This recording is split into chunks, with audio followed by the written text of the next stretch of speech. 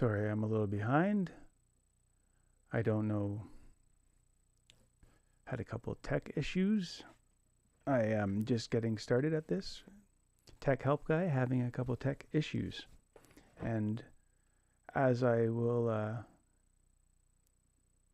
do going forward is I try to help people with tech issues, and you never give up.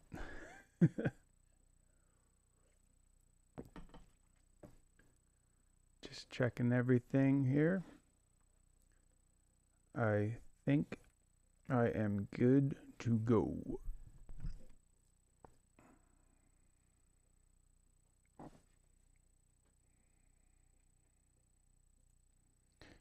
Testing.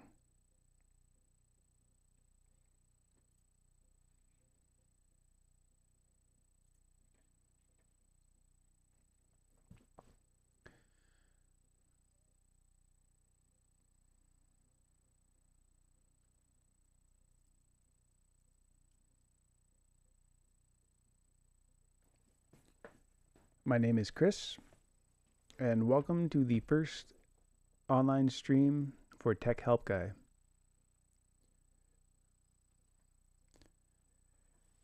Who am I? I'm Chris. I'm a Canadian, and I'm from Edmonton, Alberta, Canada. I am a tech enthusiast. I love music, and I love audio tech, VSTs, DAWs, MIDI, DJ equipment, hardware and software, wires, cables, visual production, video editing, graphic design, visual design, 3D design, projectors. I love playing with computers, all the computers, from Windows to Mac to Linux, every single one of them. I am absolutely in love with Bitcoin and crypto, and I have a strong belief in its future. I am focused on Bitcoin, but I do know about Ethereum, altcoins, and the markets and finance broadly. I know a lot about the web and internet, social media, websites, and web development, security, cybersecurity, home security, playing with those kinds of things, TVs, sound systems. The sky's the limit. I just love trying to learn about all the technology and understand it, and I am here to help people through it because I know most people just get absolutely frustrated with technology, and often you don't know where to go. Maybe a friend knows, but I want to be someone known in Edmonton, in Alberta, in Canada, who is not some scam artist, who is just an honest, genuine person who's here to help and share something I'm passionate about and use it to help people out. And that's what I'm doing here. It's simple. I just want to hang out, and I'm probably going to do this on live streams once a month. And if anyone pops in and they have any tech issues, they can say it. I'm going to try to have a subject that I talk about. If no one's around, no one wants to help out, and I'm going to make content talking about a specific subject. But at any time, people are more than welcome to say what they have issues with or something they're interested in learning about or talking about, and it's always open that way. I can't guarantee that I can help. I'm not claiming to be like some sort of expert or genius on anything specifically. I just really have a passion for it, and I feel like I have a pretty decent knowledge of a variety of things, and I would like it to use it to help people out and talk through it and try to understand things and teach each other things. I, again, am a real person. I'm not some random person across the world trying to scam anyone. I'm an honest person. That's one of the reasons I want to do this, is because, especially for our parents and our older generations of people, they're the targets, and often they think they're getting help from someone when the person is trying to steal their life savings. And I want to be someone to help people stay away from those kind of scam artists and just genuinely help people. What's the catch? There isn't one. I do this for free. I'm here for anyone that needs me 24/7.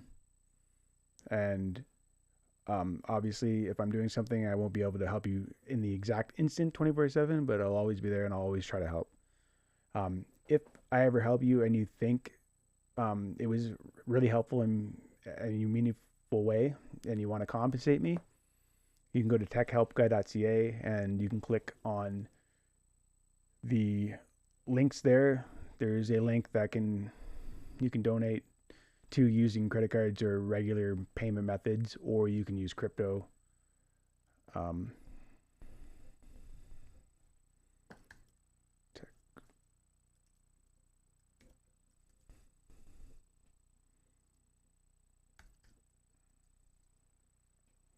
TechHelpGuy.ca.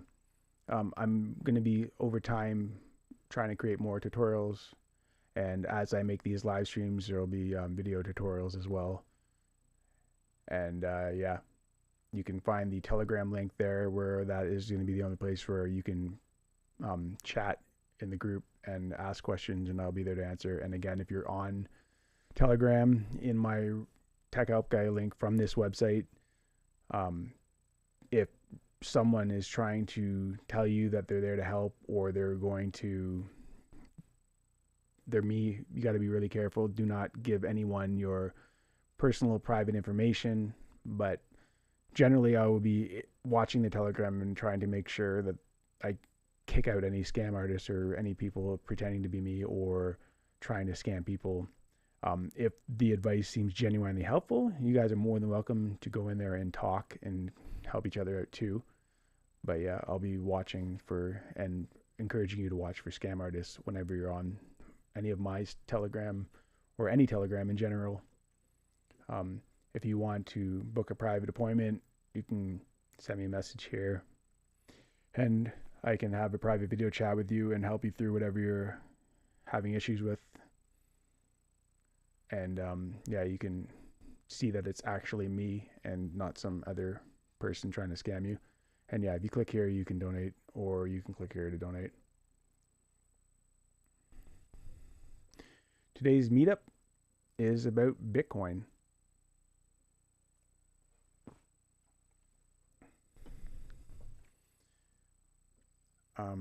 I'm going to talk about that because I'm passionate about Bitcoin and I believe it's going to be around for a long time. First big disclaimer is I am not a financial advisor. I am just sharing my knowledge. I am not telling you to buy Bitcoin. What you should do with your money is your own choice. How much to buy, when to buy, at what level to buy, how much to put in. That's your own personal financial decisions, and if you don't know much about it, you should seek professional help. And yeah, don't go all in trying to get rich quick. Do your research, be smart. I will teach you about things, but I will not tell you to buy and sell things, how much to buy and sell. I am not a financial advisor. And always, when you're researching, be careful of scammers and charlatans. There's so much of it in the crypto industry, specifically in the Bitcoin industry and crypto, where there's more than enough people trying to get you to buy new coins and all sorts of scams, and you got to be careful and do your research and watch for scam emails, watch for scam websites, and learn. What is Bitcoin? It's a free and open source financial or monetary system. It is secure. It is a way to store your value and transact with it globally. It is permissionless. It is digital money. Not going into this too much detail and philosophy. What is money? What is value and all that. I want to try to keep it as simple as possible, and not get into, the Federal Reserve and all the different power structures and financial systems. But I like to say with Bitcoin is if you ever like went back in the day to a bank and you would see them playing on their computer and there would be like, just a very basic screen and it has, different numbers they can go to and move money around here, move money around there. And it was like the bank's proprietary software, the in-house bank system. And now if you go to a bank, it's more visual and you can, it's less basic and just words and numbers on a screen. And now it's a little more fancy with like more of an interface to it. Bitcoin is basically that system that the bank has, but it's for the world. It's global. Anyone can use it. And it's free and it's permissionless. Permissionless means that there's no government or corporation or person of any kind telling you you can or can't use it. Generally speaking, because yes, you can go, certain countries do make it illegal to use Bitcoin. But even where it's illegal, if people have the means to access the internet, basically they can get around it and they can use it. There's no central control. There's no power holding it under control. Anyone can use it. And you can transact globally. So, Chris, we already have a monetary system. It works fine. Credit cards, banks. Why would I even want to use Bitcoin? Again, try not to get too deep into the weeds with the different philosophies of what is money and the money supply and global banking financial systems. The one thing about your money, we'll stick to keeping it simple with the Canadian dollar. There's a reason, and it can get pretty complex why, but simply the Canadian dollar, you could buy more with it. The cliche thing is a candy bar was like 50 cents back in my day, and now it's like $5 for a candy bar. That's because the money, the Canadian dollar, is inflationary. It loses its value over time, and that there's a variety of reasons for that. But Bitcoin is designed and is written in its existence, in its code, to be deflationary, to be a store of value that doesn't inflate away because it has a limited supply. It'll always have a limited supply. There's only ever going to be 21 million Bitcoin, and that has given it a stable value relative to the Canadian dollar or other dollars. It is secure. So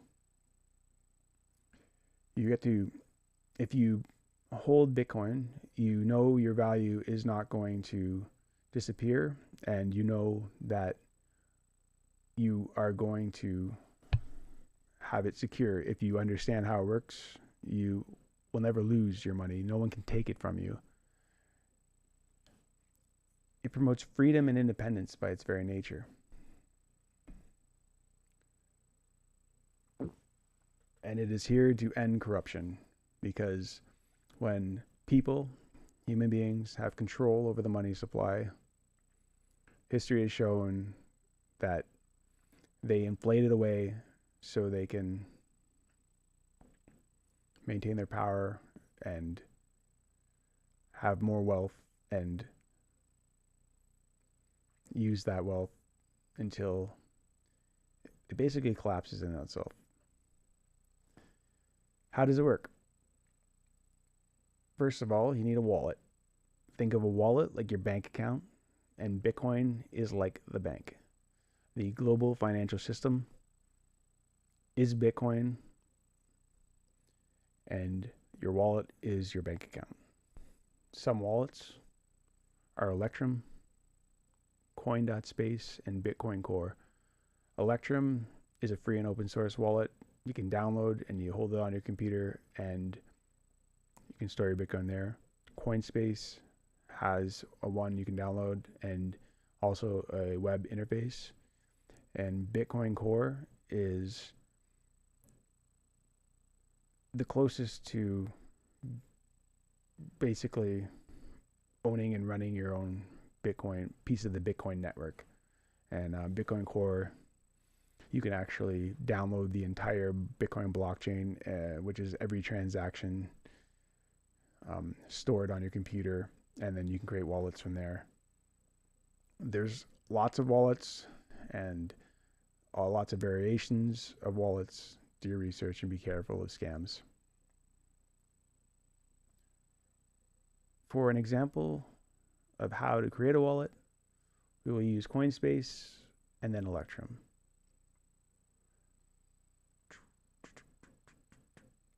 So if I go to coin.space,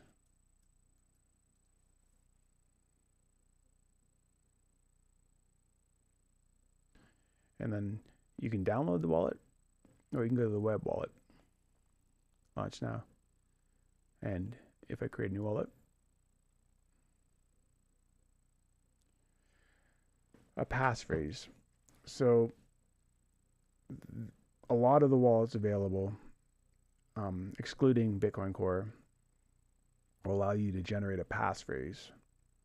And a passphrase allows you to always have access to your crypto.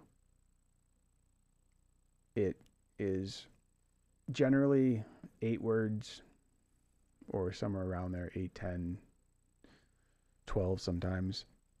And it's random words. And as long as you have those random words in sequence, you will always be able to go to CoinSpace, it's coin.space, and no matter where you are in the world, you will be able to access it as long as you know those numbers, or those words. And depending on how much wealth you store in this wallet or any wallet, you got to be careful of where those words are saved. I wouldn't worry about it if you got like $5 in it and you're not using it that much. But if you're planning on using your wallet to store heavy amounts of value, you definitely do not want to, store your passphrase in a cloud wallet, or a cloud like note or an email, or on your computer sometimes. It's generally recommended you don't even store it on your computer or anything with internet access. A lot of people would say to write it down on a piece of paper and store that piece of paper somewhere secret. There's hilarious videos online and YouTube where people do all sorts of crazy things to, save that passphrase so they always have access to it, but no one will ever know where it is. I've seen people like build it into a concrete wall in a little waterproof package and other insane ideas. But the general idea is, this is how you access your crypto anywhere in the world. And you want to keep that safe, and you want to keep it safe from hackers, especially if you have a fair amount of wealth in it. So I'm going to generate this passphrase. And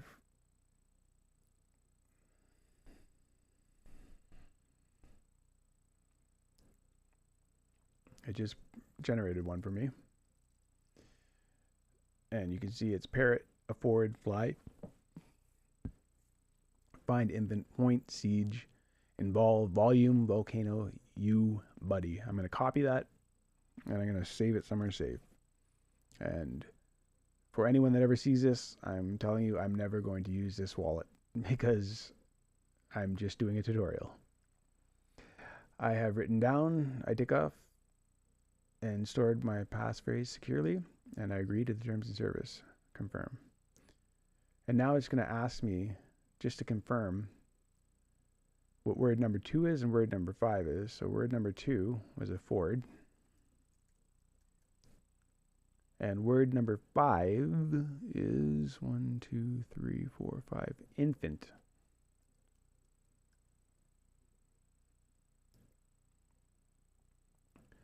And now it's going to ask me for a quick access password.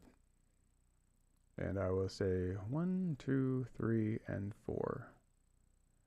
And Coinspace offers you a variety of different crypto options.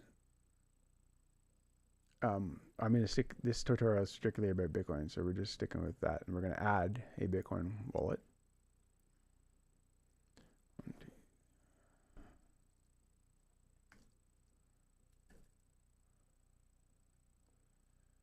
So now I have a Bitcoin wallet created.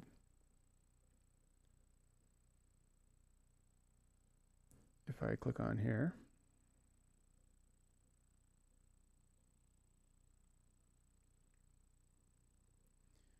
on my wallet, you have your send and your receive, and they even have a swap function. We're not going to get into swapping or anything like that right now, but right now the primary reason for having a Bitcoin wallet or bank account is to send funds or receive funds. To send funds,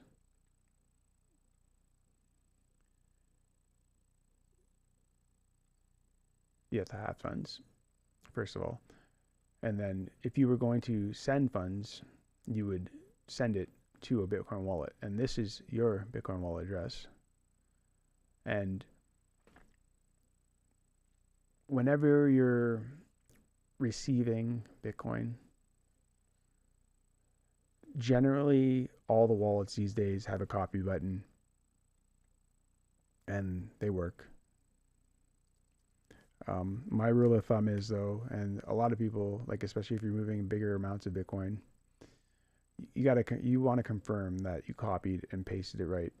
If you ever send your Bitcoin to a wallet and you messed up the address, there's a good chance you're never going to see your Bitcoin again.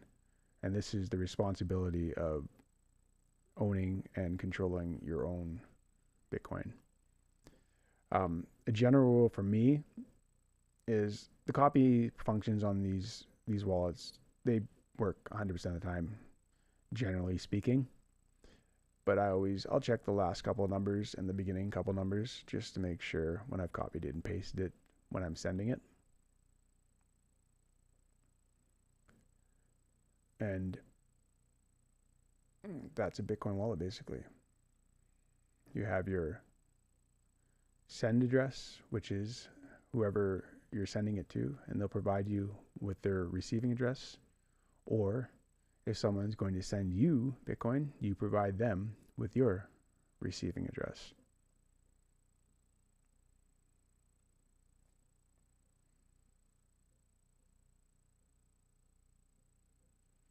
And that is a super, super simple and uncomplicated way to create a Bitcoin wallet. Now, if I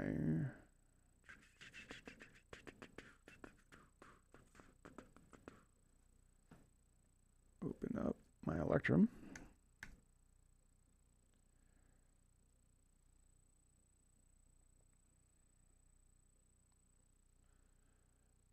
that's Coinspace. Now, if you go to Electrum, electrum.org, this is my favorite Bitcoin wallet. And this one you can download entirely onto your computer. And it's free and open source. And it's the same concept. Create a wallet. It'll provide you with the seed phrase. And your wallet will always be there.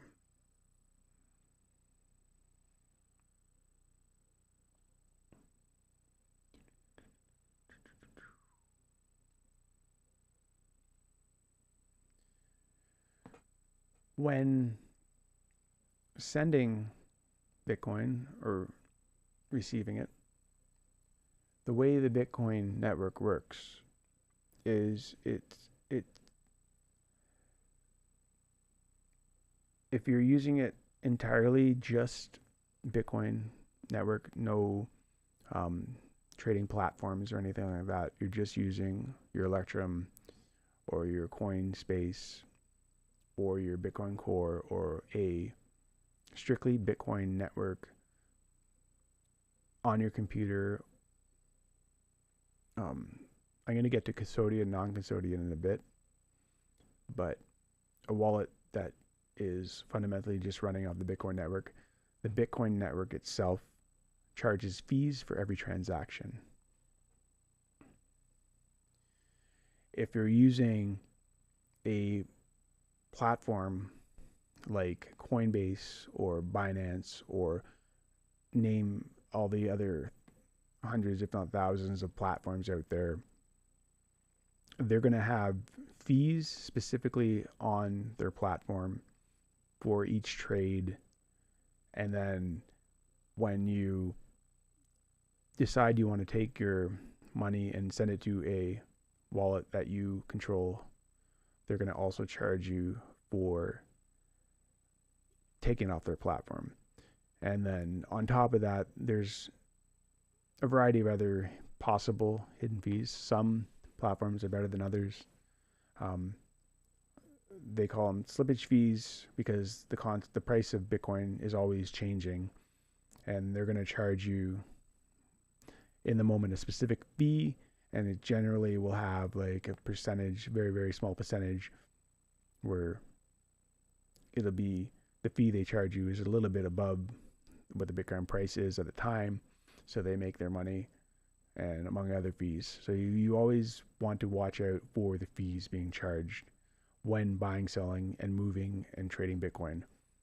But on the base level of the Bitcoin network, there are fees in the Bitcoin self-contained ecosystem for every transaction. And I like to use ycharts.com to check the fees.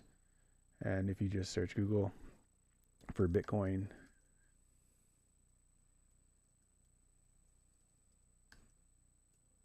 transaction fees, it's usually the first one that pops up.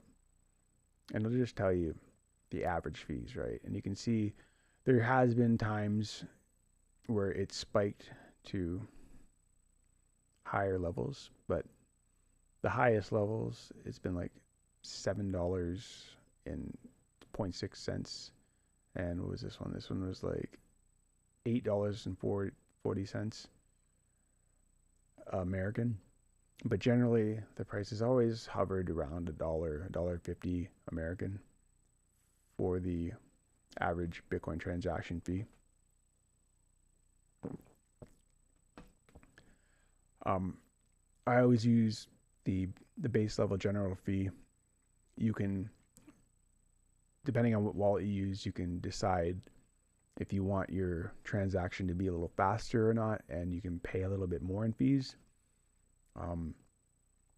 If you grow like I have to trust the Bitcoin network, and you know that you don't need the money right away, but you're moving it, give yourself some time. It's usually an hour or two, maybe a little longer, for it to all figure itself out. But if you use the base fee, it's very affordable.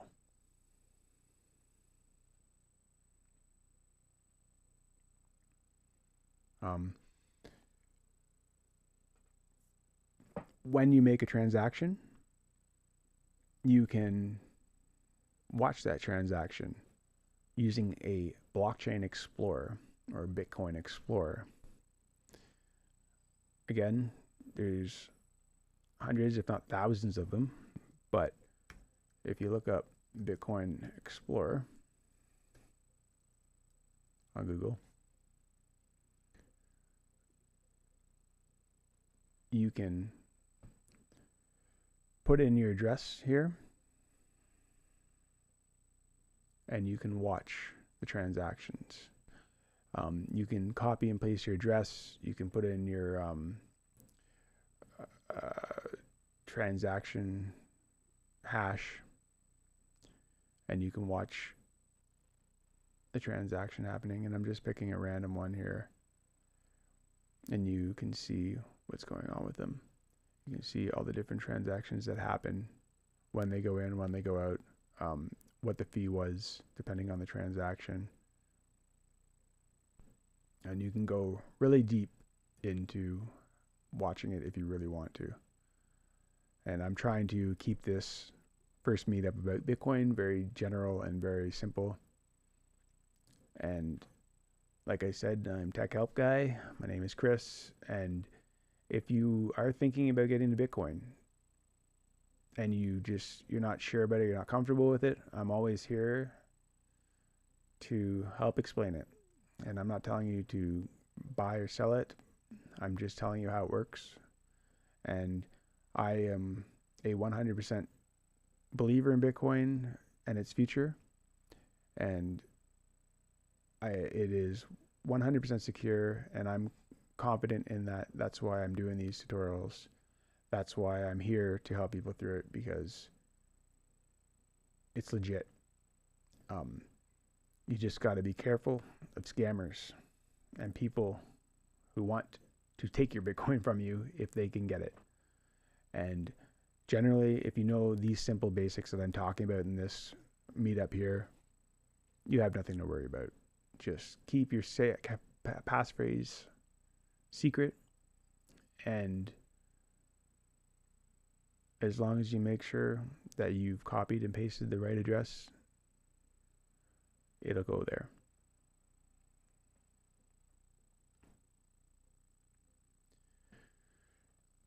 The Bitcoin Lightning Network. So, what is it?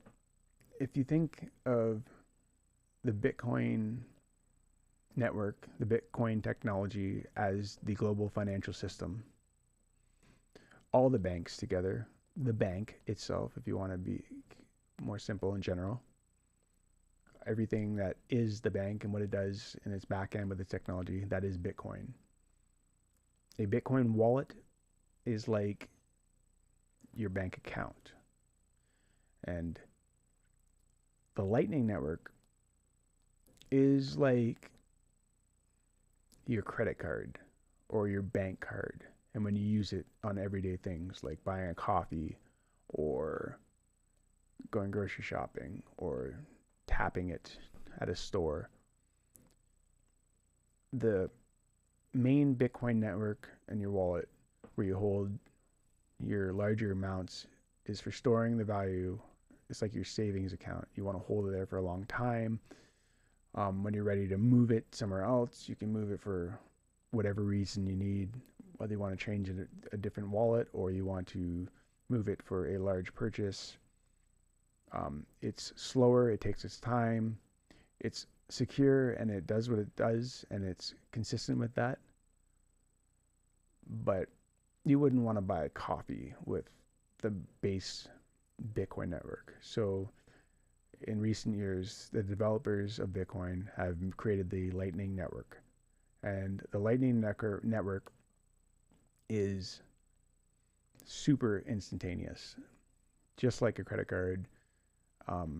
I'm sure some of them you can actually tap, depending if the person has, or the store or the venue has it set up.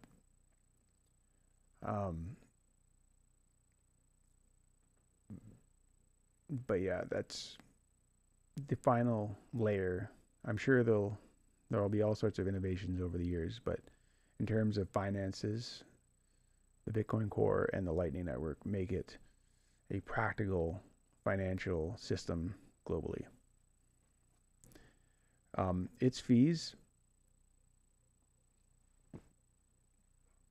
are super low. They do charge them just like the main Bitcoin network, but as an example, I did a transaction the other day and it was 1 sat, and a sat It stands for Satoshi, is a short form short form for a Satoshi, and that's like the smallest division of Bitcoin, the smallest possible number of Bitcoin, and it's under I what is one Satoshi worth right now? It's like CAD to SAT.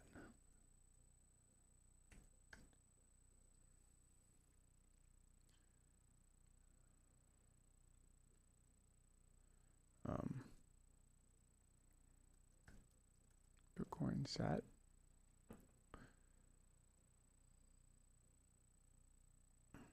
Does this work? Okay, so what one Satoshi can I?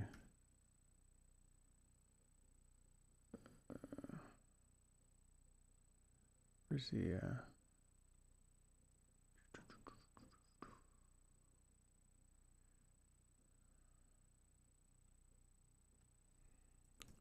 convert Bitcoin SAT to CAD?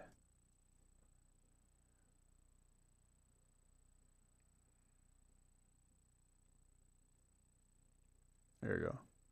So right now, one SAT is like not even a cent. So the Bitcoin Lightning Network fees are super cheap. Some are more depending on what size of a purchase or transfer you're making, but it's super more affordable. And the reason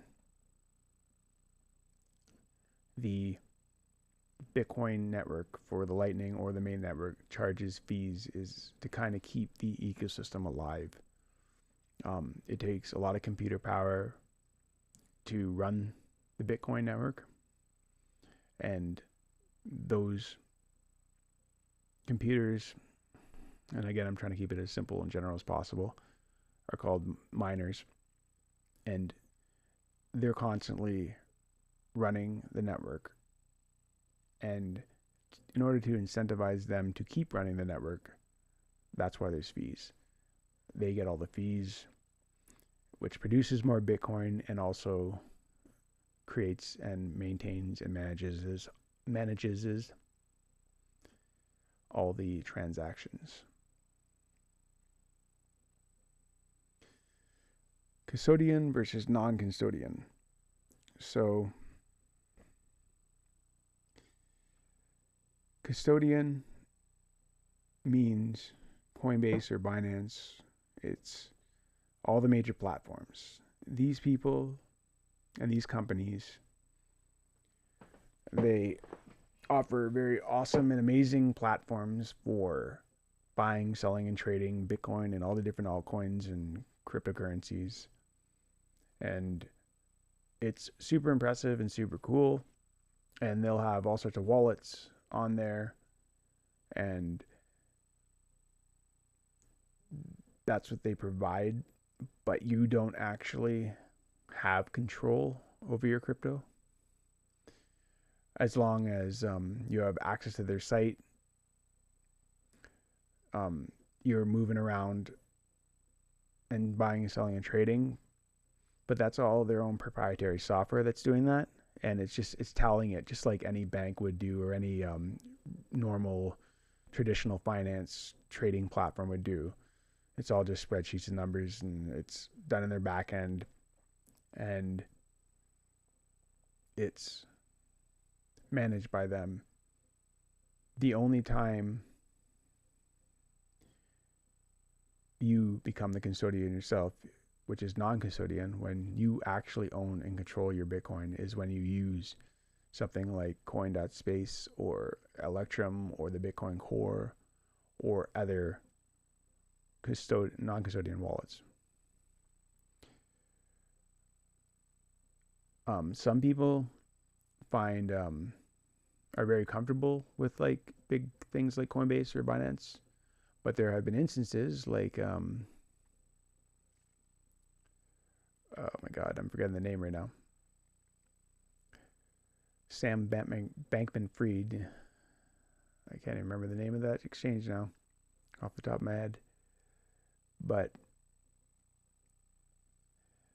where the company falls apart and was run by a bunch of scam artists, and although they said you had this many Bitcoin or this many Ethereum, because they've fallen into disarray and mismanage your finances, you lose everything. And the whole point of Bitcoin and its inception, in its inception, is for you to have complete control and independence, financially speaking, to truly own and control your crypto, your Bitcoin. And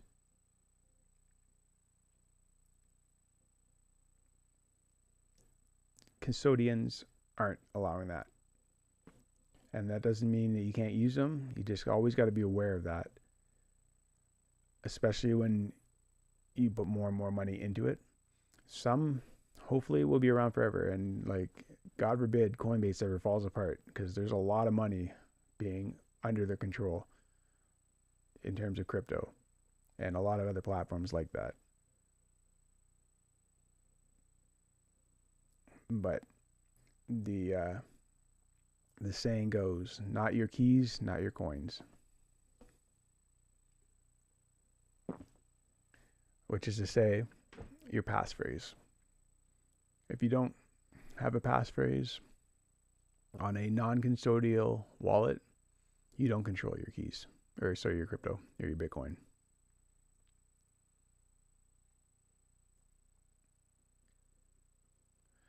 One way to purchase Bitcoin in Canada is Bitcoin Well.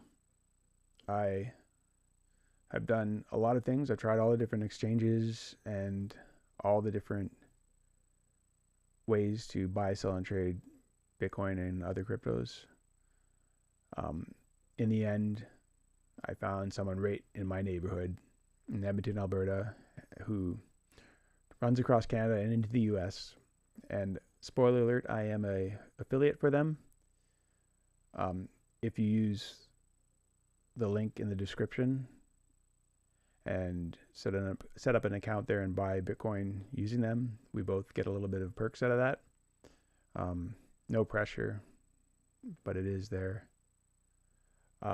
They're very impressive, and they encourage you to own your own Bitcoin rather than trying to offer some crazy trading platforms where they deal with all that. They encourage and have their entire business model based around you actually buying Bitcoin and storing it in your own non-custodial ways.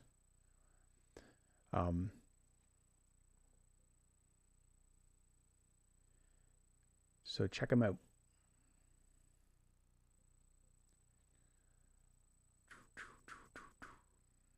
I am a TechHelpGuy.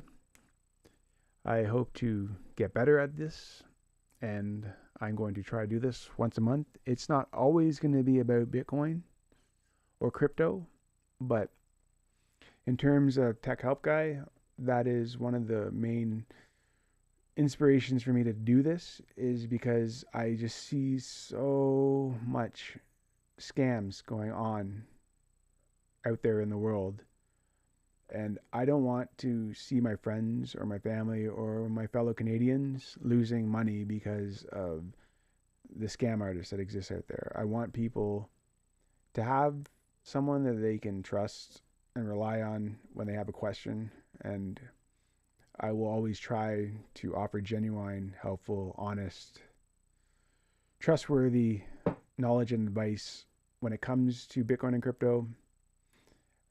But I will also be exploring all sorts of other less, what do you call it, like consequential things, just like, helping with Ableton Live, or if you got an issue with your TV or you're trying to figure out, what to do with, if you want to set up a sound system, or you need to be pointed in the right direction in terms of web development or social media management or anything tech related. I just love talking about it. And even if I don't know or have the answers, I'm going to have these live streams and a platform for anyone to just reach out. And if, you know, even if we're both trying to figure it out together in the moment, I'm confident that I can help you a little bit through that. And it's just something I really thought about over the years. And I want to be helpful in that way because I feel like I have a fair amount of knowledge to be helpful in that way. And yeah, I'm going to build that trust with the world because I think the world needs it. We need people out there who are not trying to gain anything from it. Like I said, I will take donations at techhelpguy.ca if you so choose, but I'm doing this just because I want to. I want to help people. I know that technology is extremely frustrating a lot of times, and like I said, I'm obsessed with it. So I've had my moments where I want to break the TV or the screen or the computer, but I've gotten through that. And in the end, I find that technology can be such an amazingly helpful tool in all of our lives. It's just a matter of getting past those hurdles and understanding how to make it work for us rather than make us insane. And if you get past that, like there's a lot of things in this world, technologically speaking, that are just very helpful in our everyday lives. And I'm passionate about that, and I want to share that passion and be helpful with all of you. And don't be scared to reach out. And if you come across this someday, I hope this tutorial was helpful in a way to kind of introduce you to Bitcoin. If you ever need to know more, give me a shout. I will probably do a live stream and tutorial once every quarter on Bitcoin, once every 4 months. And I am going to explore other things like Ethereum and decentralized exchanges and all that, among other topics. Have a good day, everyone.